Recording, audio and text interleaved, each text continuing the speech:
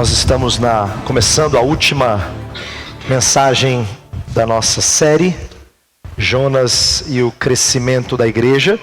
E eu queria ler o texto de Jonas 4.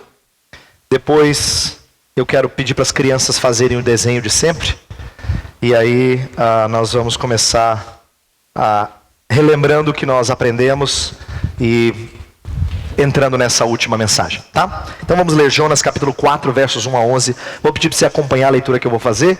Depois as crianças que se preparem para o desenho.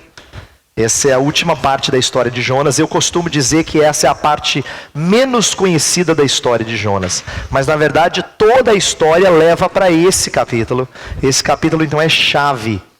E eu quero que as crianças aprendam sempre Jonas à luz desse capítulo, tá? Diz assim, Jonas 4, de 1 a 11. Jonas, porém, ficou profundamente descontente com isso e enfureceu-se. Ele orou ao Senhor. Senhor, não foi isso que eu disse quando ainda estava em casa? Foi por isso que me apressei em fugir para Tarsis.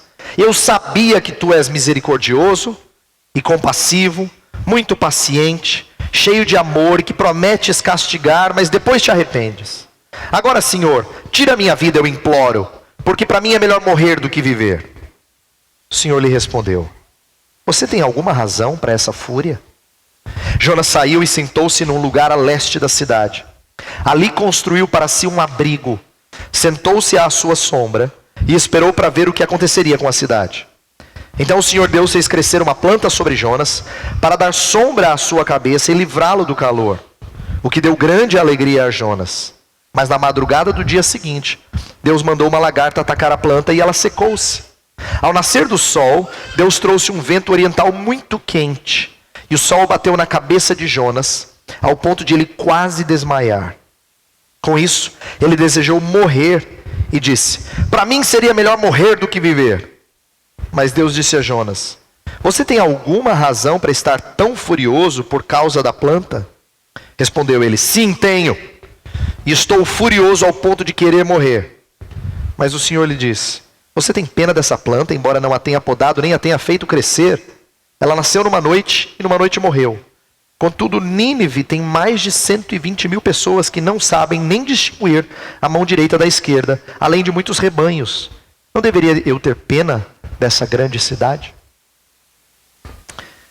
Crianças, eu vou pedir para vocês desenharem essa parte da história de Jonas, porque essa é a parte, como eu falei, menos conhecida, mas é a parte que vai nos trazer uma lição muito importante. Então, o que a gente normalmente ouve de Jonas? Presta atenção, depois eu vou falar o desenho. Normalmente a gente conhece aquela parte que Jonas cai na água, que o peixe engole Jonas, e depois de um tempo o peixe vomita Jonas. Essa parte a gente normalmente conhece. A parte que a gente não lembra tão bem é que depois de ele pregar e todo mundo acreditar em Deus, ele ficou bravo. E ele saiu da cidade. E ele fez uma cabaninha para ele ficar lá, porque ele queria que Deus castigasse a cidade. Verdade. Ele não queria que a cidade fosse cuidada por Deus. E aí depois Deus faz uma plantinha nascer e dá uma sombrinha boa para ele. Aí ele fica lá embaixo, fica achando bom. Essa sombrinha tá boa. E no outro dia a planta murcha. E ele fica mais bravo ainda. E aí Deus conversa sério com ele. E é disso que eu vou falar com os adultos. Mas o que eu quero que vocês desenhem é uma planta murcha e um Jonas muito bravo. Você consegue desenhar uma pessoa brava e a plantinha por cima assim, ó, murchinha? Pode ser? Tenta? Tá bom? Depois eu vou mostrar um desenho para vocês exatamente disso. Aí vocês podem ver como é que ficou o desenho que eu vou mostrar aqui. Tá? Adultos, vamos lá. O que a gente viu em mensagens anteriores? Essa é a nossa última mensagem, portanto eu quero que você preste bastante atenção, porque como você viu no boletim, eu intitulei a última lição evangelística. Você vai ver que de certa forma tudo na história de Jonas conduz a esse ponto. Na primeira mensagem, nós tratamos de nossa dificuldade em assumir o custo do chamado para participarmos do crescimento da igreja, quando este extrapola o âmbito local e nos faz servir a igreja universal. O que eu quis dizer é que em outras vezes, em outros momentos que a gente fala de crescimento da igreja, a gente sempre pensa assim, ó, nós queremos que a escola que fique cheia. A gente vai ficar super contente. Mas se crescimento da igreja for assim, vamos rachar a escola em 2 e voltar a ser pequeno aqui para crescer em outro lugar, aí isso é custoso e a gente não tem tanta facilidade em aceitar a ideia de nos separarmos de quem a gente ama, com quem a gente está se dando bem. Isso é difícil para nós. A gente normalmente não aceita esse custo. Na segunda mensagem, percebemos como nossa fuga, incoerência de fé e ausência de arrependimento em questões de crescimento da igreja demonstram uma insensibilidade própria de ímpio. O que eu quis dizer é que nós ouvimos falar de igreja crescer há bastante tempo. Se você está na igreja há alguns anos, então você já ouviu várias vezes mensagens sobre missões, sobre crescimento da igreja. Mas não significa que a gente sempre respondeu bem. Pelo contrário, muitas vezes a gente fugiu de fazer alguma coisa. Nós falamos que é importante, mas a gente não age de maneira correspondente, incoerência de fé. E não bate tristeza de alma como deveria bater, ausência de arrependimento. Isso é próprio de gente ímpia. Próprio de gente ímpia.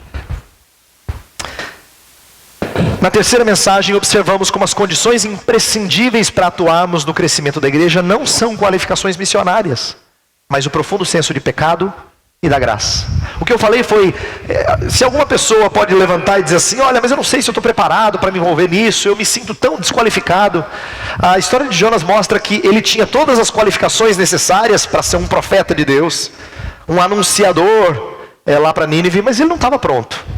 Ele não estava pronto porque a Bíblia não trata de treinamento formal, da maneira como ela trata de entendimento da graça de Deus. Isso na Bíblia é fundamental para alguém estar pronto para fazer algo. É fundamental você conhecer a Deus, conhecer o estado do seu coração, conhecer o perdão que Deus lhe dá, a graça de Deus. Isso sim te prepara para o trabalho missionário.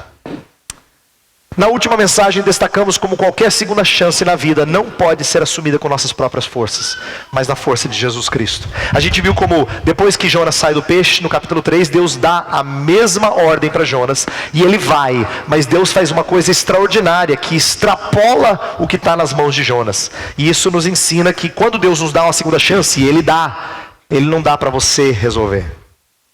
Deus não é insensato. Ele coloca um substituto na sua vida e faz com que o substituto faça o que você não conseguiu fazer.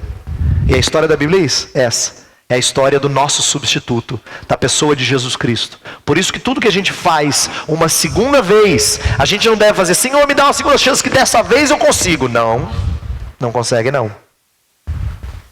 Quando você pedir uma segunda chance ao Senhor, fala assim, Senhor, faz por mim que eu não consigo. Eu não consigo. Me ajude, Senhor, que eu sozinho não consigo.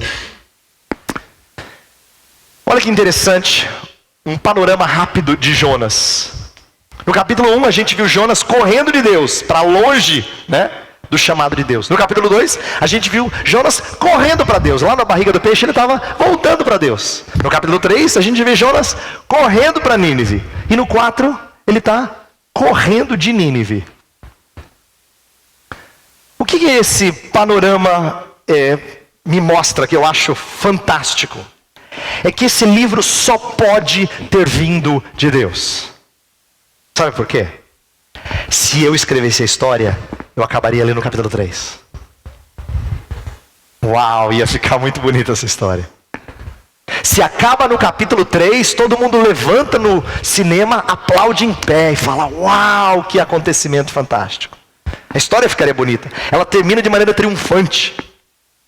Mas não. O último capítulo dessa história é tremendamente frustrante. E isso para mim é uma evidência de que esse livro é inspirado. O relato não acabou no clímax do capítulo 3. Olha só, no 3, o que você tem? Você tem Deus mostrando misericórdia para com Jonas, para com os marinheiros no capítulo 1, para com Nínive no capítulo 3. Você tem o profeta se tornando bem sucedido no ministério, ele vai lá, faz a missão que Deus chamou ele para fazer, e ele é bem sucedido. E você tem Nínive livre do castigo de Deus. Todo mundo ganha. Só que não acaba aí a história. Esse era o ponto ideal para terminar o registro, na minha opinião. Mas como não sou eu o autor da Bíblia, o Espírito Santo de Deus sabe que o povo precisa ouvir mais uma lição. E é por isso que eu quero, na mensagem de hoje, tratar de você lembrar o que eu falei desde o início para a gente chegar no ápice da história, que é esse final estranho aos nossos olhos. Jonas é uma história que mira a cegueira do povo de Jonas, de Israel, em relação às outras nações. Israel estava cego em relação à sua missão para com as outras nações. A história de todo o livro conduz para o contraste do capítulo 4, a compaixão de Deus versus o conforto de Jonas. E eu quero que você preste atenção nessa frase, porque ela vai ser o cerne, o centro daquilo que nós vamos refletir nessa manhã. A compaixão de Deus versus o conforto de Jonas. Isso é o que eu intitulei a última lição evangelística. Então vamos lá, vamos prestar atenção nessa última lição e ver o que Deus pode nos ensinar. Primeira coisa que eu preciso dizer é que mesmo depois de ter passado 3 dias e 3 noites no ventre do peixe, sempre há mais o que aprender. Sabe por que isso é importante para a sua vida e para a minha? Se você tem algum tempo de vida cristã, você lembra de alguns momentos em que Deus falou muito claramente para você e talvez você tenha se sentido assim, impactado? Talvez você tenha tido algum momento assim. E aí você diz, não, agora sim. Agora eu vou mudar. Agora as coisas vão ser diferentes. Agora eu sei que vai ser novo. Nem sempre é tão novo quanto você espera. Por quê? Porque há sempre alguma coisa que nós não aprendemos. Há sempre alguma coisa a mais. Nem sempre aprendemos a lição após grande livramento. A experiência de Jonas do peixe o havia levado a obedecer. É verdade, ele obedeceu. Ele sai do peixe e ele vai para Nínive. Assim como disciplina da criança, muitas vezes leva ela a fazer o que o pai ou a mãe mandou. Ela faz empurrada, mas faz. Sabe quando você disciplina a criança? Ela vai fazer. Mas não significa que você alcançou o coração dela. Você só a levou a obedecer, só isso. Mas ela não teve o coraçãozinho dela atingido. E com Jonas é a mesma coisa. O peixe o levou a obedecer, mas não mudou o seu coração. O começo da história, ele fica frustrado diante daquilo que Deus faz na vida da cidade de Nínive. Fica frustrado, irritado. E tão irritado que ele pede a morte. Olha só. Ele fica irado e fala, Senhor, eu sabia que o Senhor ia ser compassivo. Por isso que eu não quis vir desde o começo. Eu prefiro morrer. Você vê um Jonas necessitado de aprender. No capítulo 3, parecia que ele tinha aprendido. Se a gente não soubesse o final da história, você diria assim, não, Jonas aprendeu. Porque ele foi para Nínive. Ele falou. Tudo bem que não foi aquela mensagem, mas ele falou a mensagem de Deus. E no entanto, ele não aprendeu tudo que ele tinha que aprender. Porque há sempre mais a aprender. Isso é verdade para nós também. Nós também sempre temos alguma coisa a mais para aprender. Sabe quando você passa por algum grande livramento, você fala assim, agora eu vou me consagrar mais a Deus. Deixa passar algumas semanas. E a gente vê se você aprendeu tudo que tinha que ser aprendido. Naquele momento, você vê gente dando testemunho na televisão. Não, eu nasci de novo. Passei por um acidente, mas Deus me livrou, eu nasci de novo. Agora eu vou me voltar para Deus. Você fala, pronto, agora ele vai ser crente ao máximo. Nem sempre é assim. Na história de Jonas não foi. E no caso nosso também. Olha só. Nem sempre nos consagramos mais após período de grande tribulação. Presta atenção por quê? Porque santidade genuína provém do coração. E o nosso coração pode permanecer inalterável em relação a Deus e ao seu reino, mesmo após ouvirmos mensagens tocantes. A verdade é que eu posso pregar aqui algo e você falar assim: pastor, que bênção. Olha, mexeu comigo. E mesmo assim, a gente não mudar. Por quê? Porque para a gente mudar de fato, a gente não precisa ser emocionado somente. A gente tem que ser invadido, penetrado até o mais profundo. O coração tem que ser atingido. Jonas não teve o seu coração atingido, e muitas vezes nós não temos o nosso coração atingido. É por isso que a gente ouve, é por isso que a gente acha bonito, mas a gente não muda. Jonas demonstrou uma tendência ao provincialismo. Quando você ouve Jonas assim, falar: Deus, não acredito que o Senhor for misericordioso. O que o Senhor está fazendo? Eu prefiro morrer. Você ouve uma história dessa, você fala assim: não, esse cara tem alguma coisa muito errada. Ele tem parafuso fora do lugar, não é possível. Se ele é profeta de Deus, o cara faz isso na vida. Ele prega para as pessoas se voltarem para Deus, as pessoas se voltam e ele fica bravo. O que está acontecendo com esse cara? O que tem de errado nele? É uma pergunta justa. E eu quero que você pondere sobre essa pergunta. O que há de errado com Jonas? Ele demonstra um provincialismo no sentido de estar preocupado apenas com a sua própria terra. E isso é próprio de Israel em toda a sua história. Quando você olha para a história de Jesus e as conversas de Jesus com os escribas e fariseus, eles estão preocupados só com Israel. Quando Jesus conversa com a mulher samaritana e a própria samaritana estranha, porque os israelitas sempre maltrataram os samaritanos, Jesus está confrontando um provincialismo antigo. Quando no livro de Atos, agora a igreja de Cristo começa a pregar e os gentios se convertem, os judeus ficam incomodados. E até se perguntam: o que está acontecendo? É para ser assim mesmo? E aí Pedro tem que ter uma visão lá do lençol com os animais descendo, subindo, mostrando que todos são puros aos olhos de Deus e que não tinha mais impureza. Ele tem que aprender a lição de que ele não pode ser mais provincialista. E Jonas era alguém preocupado com aquilo que estava ao seu redor. O que eu procurei fazer nesses últimos dias é pensar em como é que nós também somos tendentes ao provincialismo. E eu acredito que sim, até nas coisas mais santas. E eu quero dar um exemplo que mexe com você como mexe comigo, porque eu pensei nisso também. Isso me machuca. Nós também podemos ser provincialistas, presta atenção. O desejo intenso pela salvação de parentes e amigos, e um descaso em relação a outros perdidos, expressa maior amor pelos queridos do que pelo Senhor e a sua salvação. Você já se pegou orando bastante, desejando muito a salvação de uma pessoa próxima? Por que você não tem o mesmo fervor em relação a outros perdidos? É porque a sua preocupação maior não é com o Senhor e com a sua salvação. É com os seus. Eu acho que todos nós, em alguma medida, somos tendentes ao provincialismo.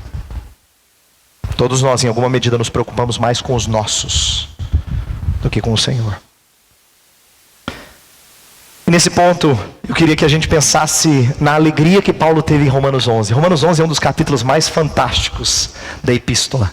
Porque quando ele chega, ele explica algumas coisas que Deus está fazendo entre gentios e judeus. Ele louva ao Senhor. Ele diz: ó, profundidade da riqueza, tanto da sabedoria como do conhecimento de Deus.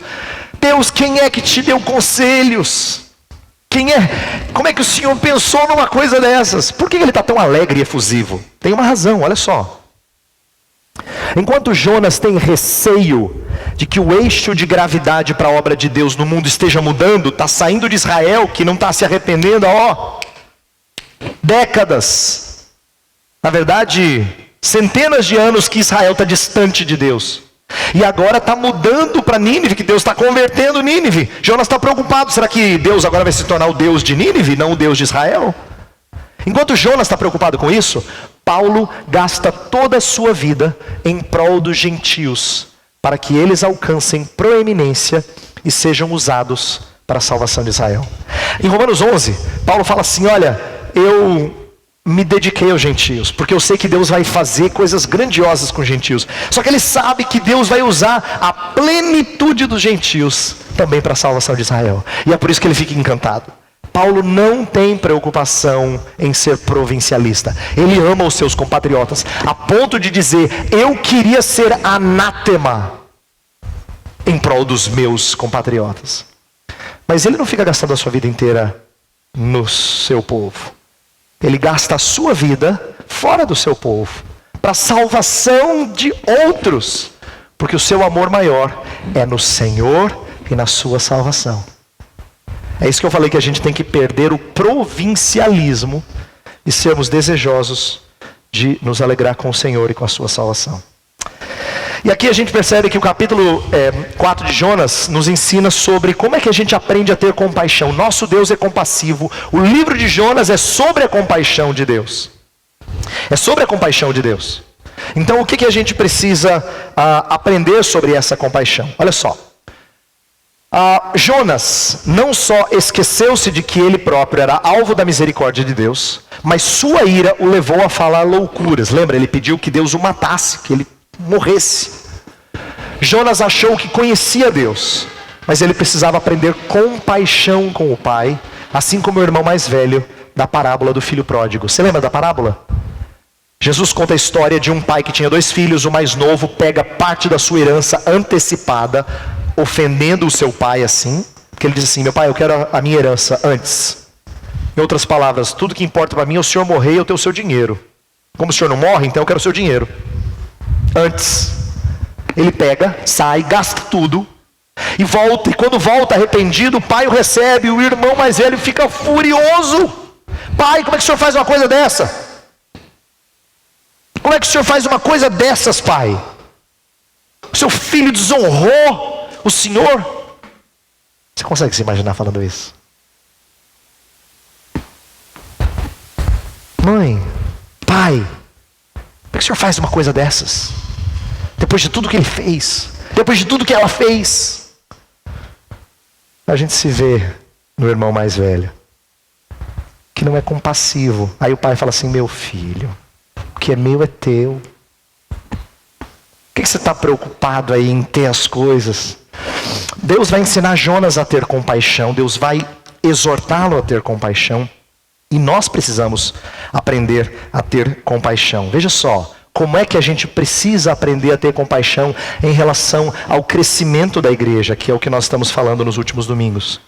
Pecamos quando nossa evangelização é motivada pelo dever somente e não pela compaixão. Colocamos-nos numa situação superior, como quem está fazendo um grande favor ao evangelizado.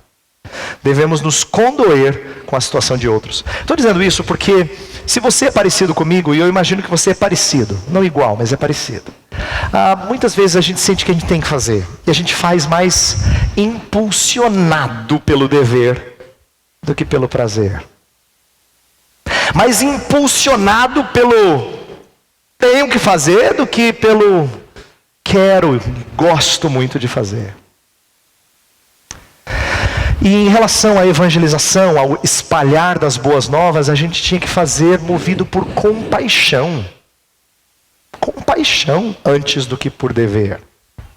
Isso me faz lembrar a história que eu cito ali embaixo, em referência. 2 Reis 7, é uma história pouco conhecida, mas muito interessante. Quando Israel, a nação de Jonas, estava passando por crise terrível de fome. Terrível. 4 leprosos, os leprosos, lembra, eram afastados da sociedade, eles não podiam conviver, porque todo mundo tinha medo de pegar a lepra. Os 4 leprosos saem e vão para o acampamento dos inimigos.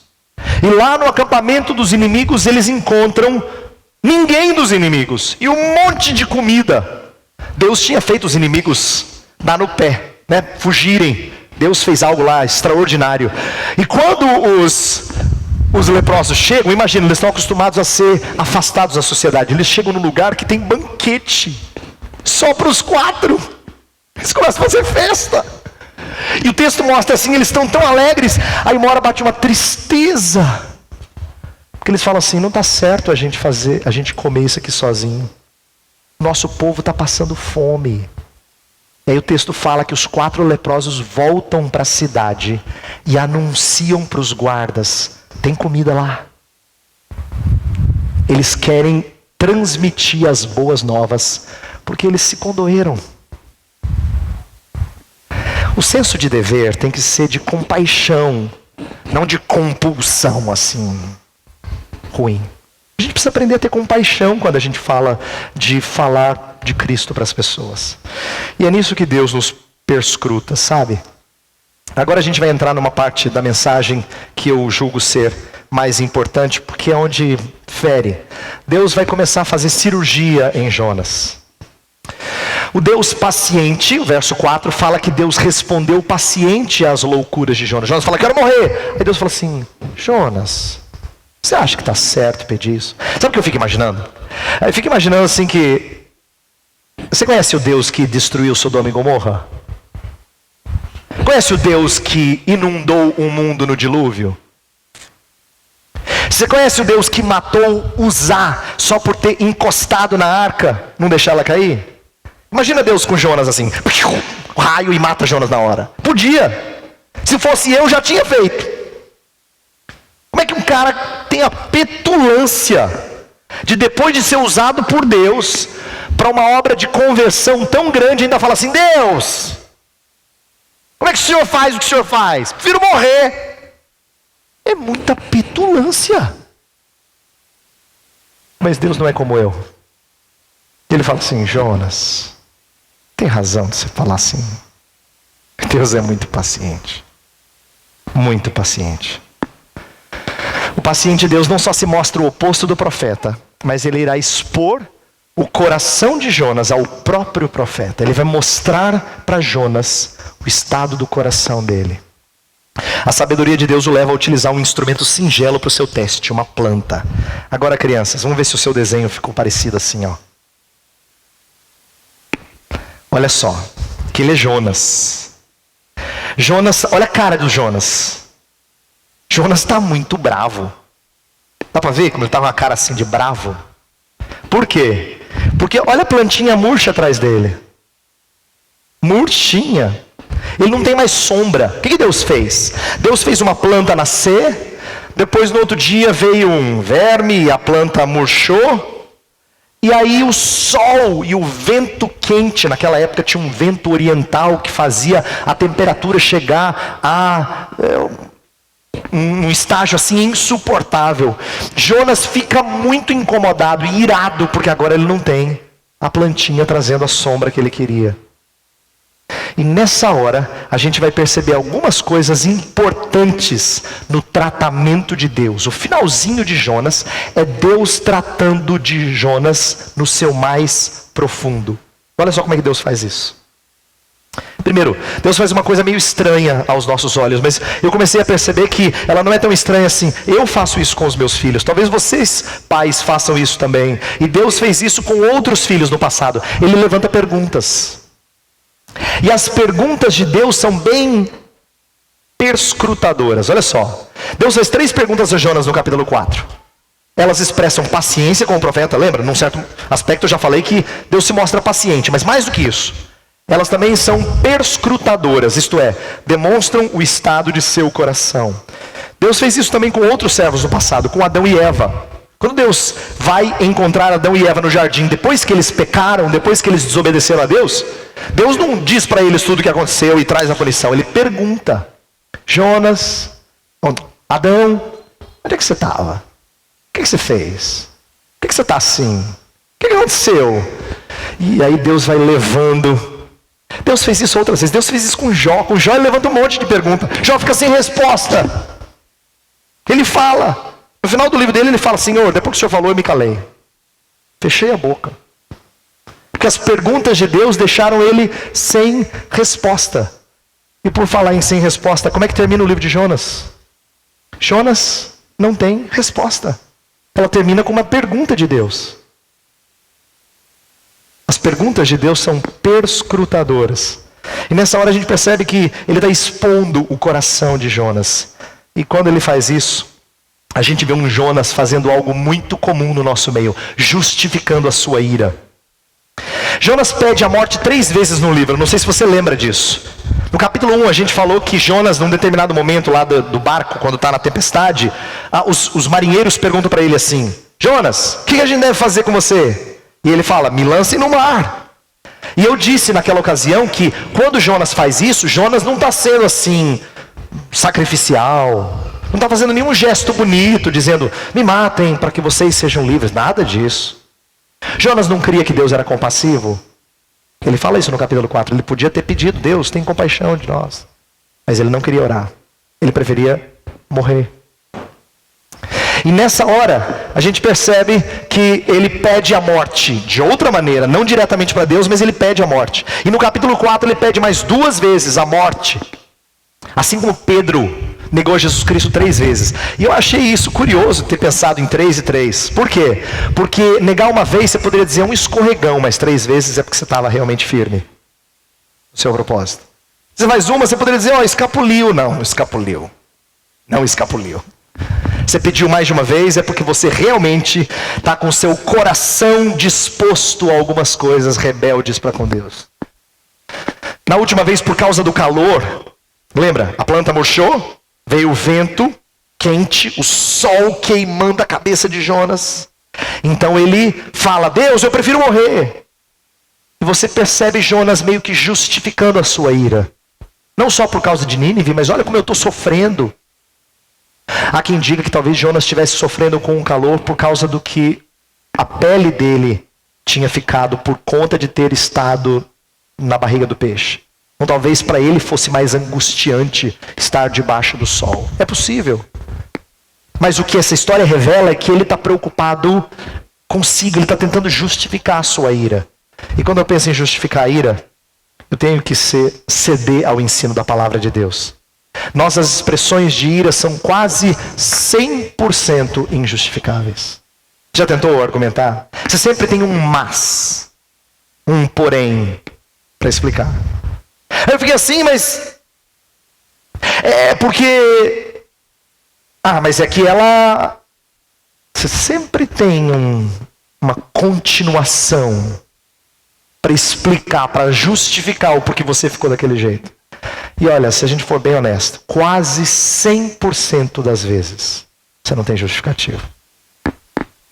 O destempero que ela provoca revela vergonhosamente o estado do nosso coração. E eu queria falar disso, queria que você prestasse atenção nisso, à medida que a gente vai fechando essa mensagem. A ira revela o seu egoísmo, o meu egoísmo, os nossos ídolos. E eu quero que você agora fique face a face com os seus ídolos. Assim como eu tenho sido, Deus tem me mostrado alguns dos meus ídolos. Eu queria que você pensasse numa coisa que foi importante eu ter aprendido essa semana. Olha só, a ira pecaminosa, ela é negativa não só por ser destruidora, mas por ser reveladora. Isto é, ela revela os nossos ídolos. Isto é, a ira é ruim não só porque nos faz pecadores, isto é, iracundos, mas porque revela quem nós somos. O que eu quero dizer por essa frase? Eu quero dizer que, às vezes, a gente tem a impressão de que o ficar irado é o que faz a gente mal. Não. Isso é evidência de que você é mal. O ficar irado revela quem você é. É por isso que ira é uma coisa vergonhosa. Às vezes a gente tem a impressão de que alguém ficou envergonhado por causa da sua ira, ou porque, fulano, ele é complicado, viu? Ele é destemperante, ele fica bravo, ele fica iracundo. Não, isso é só o que você está enxergando. Mas o que isso revela dele? Isso que é pior. A ira é profundamente reveladora do estado do nosso coração, dos nossos ídolos. Eu vou dar alguns exemplos. Ira por termos sido ofendidos revela egocentrismo. Quantas vezes você fica ofendido e o sangue sobe, como a gente diz? Como você é egocêntrico. Ira no trânsito ou no calor revela nosso amor exagerado por conforto. Como a gente perde as estribeiras fácil. E falando em conforto, eu quero que você atente para isso. Nossa vida gira mais em torno de conforto do que de compaixão. E eu quero caminhar para o fim da mensagem fazendo você e eu pensarmos nisso. A vida de Jonas, ela é profundamente reveladora de quem nós somos. Porque ela mostra que a gente é adorador do nosso conforto. Como a gente gosta do nosso conforto. Da nossa casa, a gente diz. Das nossas viagens. Do nosso cantinho, do nosso carro. Da nossa família. Da nossa igreja. Do nosso conforto. A gente gosta de conforto. A gente ama conforto. E a gente fica extremamente perturbado quando a gente não está na zona de conforto. Extremamente. Muito incomodado. Muito, muito incomodado. Isso mostra quão idólatras nós somos. E é por isso que é difícil falar de missões, sabe? Ou melhor, não é difícil falar, é difícil fazer.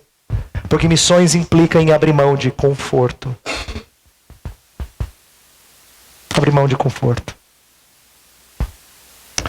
E eu sinto que a gente não tem feito isso como nós deveríamos. Eu queria encerrar falando do que tem de mais bonito. Mas para a gente se curvar diante de Deus. Ainda bem que Deus é tardio em irar-se. Depois de tudo que Jonas falou, a gente percebe que o livro termina revelando uma das virtudes mais preciosas de Deus. Deus fala assim: Jonas, se você teve compaixão com a planta, que não foi cuidada por você, mas trouxe conforto a você, eu não devia ter compaixão das pessoas que estão em Nínive? O livro termina mostrando que Deus é misericordioso, assaz benigno, tardio em irar-se. Essa é uma linguagem bíblica. Deus é muito misericordioso. Pena que não refletimos tal virtude em relação a nossos ofensores. E aí que vem a minha tristeza, por mim e por você. Nós amamos falar da misericórdia de Deus, mas a gente tem dificuldade de ser misericordioso como Deus é misericordioso. Nós amamos a compaixão de Deus para conosco, mas nós nem sempre somos compassivos com aqueles que nos ofendem.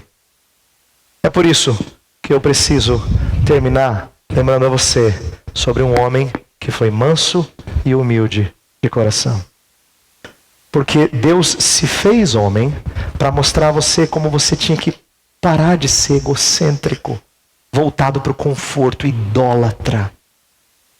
Idólatra.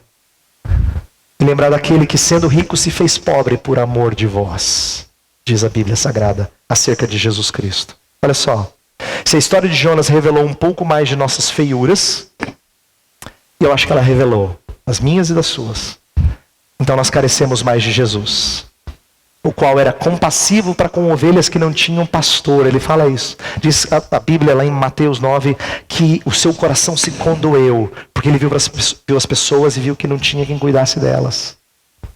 Isso trouxe profunda compaixão à sua alma, porque elas não tinham pastor. E demonstrou compaixão pelo que ele disse na cruz. São alguns exemplos do manso e humilde de coração. Lembra que ele disse na cruz? Os seus malfeitores estavam judiando dele. E ele diz: Pai, perdoa-lhes, porque não sabem o que fazem. O criminoso que está lá na cruz fala: Senhor, lembra de mim quando entrares no teu reino. E Jesus fala assim: hoje mesmo estarás comigo no paraíso. Ele olha para João e para Maria e fala assim: João, eis aí a tua mãe. Mulher, eis aí o teu filho. Em outras palavras, eu vou, mas cuidem um dos outros. Olha a compaixão dele, o cuidado dele. Está prestes a morrer, ele não está aguentando mais. Em termos humanos, né? Mas ele está preocupado em quem é que vai cuidar da sua mãe. Nosso Salvador é tremendamente compassivo. E ele fez isso não para você achar bonito só, mas porque ele quer fazer você assim. Isso significa que você não é. Você pode espernear, argumentar o que for. Você não é compassivo como ele. Mas ele quer que você seja. Eu queria que você pedisse a Deus que ele fizesse você assim. Que você fosse menos voltado para o seu conforto, para os seus gostos, pelos seus direitos, pelos seus desejos. E mais voltado para o Senhor e a sua salvação. Nós vamos orar e depois a gente vai cantar um cântico que fala do nosso desejo de ser novo. Feche os seus olhos. Vamos orar. Senhor, terminamos essa exposição de Jonas de uma maneira, de certa forma, triste. Porque Jonas não é só a história de um homem esquisito. É a história de todos nós, em alguma medida. Esse livro revela muito das nossas feiuras, Senhor. É por isso que nós pedimos perdão pelos pecados. Porque nós não temos sido tão compassivos assim. Nossa igreja ainda não tem sabido muito bem como se envolver na tua obra desprendidamente. Ah, Deus, a gente gosta muito dos nossos confortos. Muito. Nós abrimos pouco mão deles. Pouco fazemos isso. Nós queremos pedir perdão. Mas não só que o Senhor nos perdoe, que o Senhor nos ensine. Que o Senhor caminhe conosco dia após dia, nos fazendo mais compassivos, mais misericordiosos para com aqueles que nos ofendem, mais voltados para aqueles que estão perdidos, que precisam da tua boa nova. Nós precisamos demais de aprender da tua compaixão, Senhor. Faz a nossa igreja mais voltada para o crescimento da tua igreja, não só para o nosso crescimento. Faz-nos mais voltados, Senhor, para a obra que o Senhor tem a fazer na expansão do teu reino. É isso que nós te pedimos encarecidamente. Em nome de Jesus. Amém.